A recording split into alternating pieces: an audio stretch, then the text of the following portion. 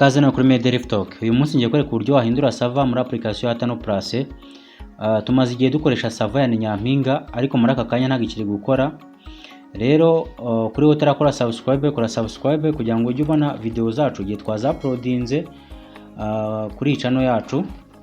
Ariko mbere gato yuko dutangira, reka mbanze nkwereke ko kuri sim card yanjye nta data mfiteho kugira ngo tutabifungura bikaza kwemera kugira ngo nuko mfiteho data.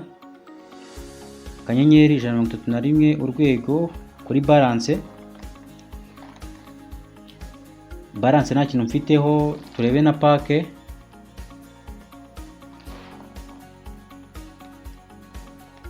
nayo urabona nta kintu mfiteho. Twose cyane rero kadutangire process yo guhindura server. N'ubundi ugomba kuba ufite na application ya Hatano Plus nk'ibisanzwe ukayifungura.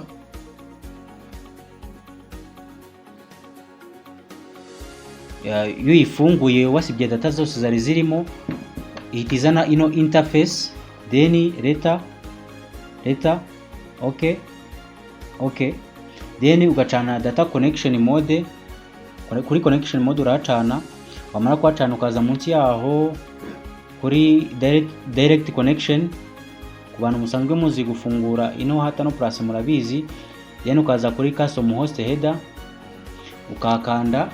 Muri no box twajyaga twandikamo www.ninyampinga.com, ariko muri aka kanya ntabwo ibyo bikiri gukora, ahubwo tugiye kwandikamo mtn.co.rw.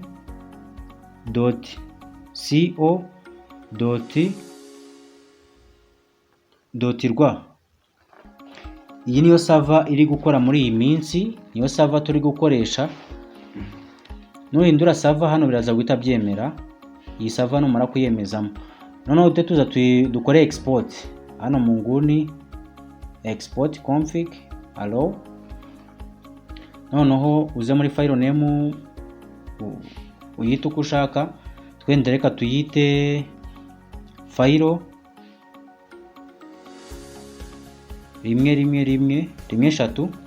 Then add description wandikemo icyo ushaka. Hano twandikemo free internet.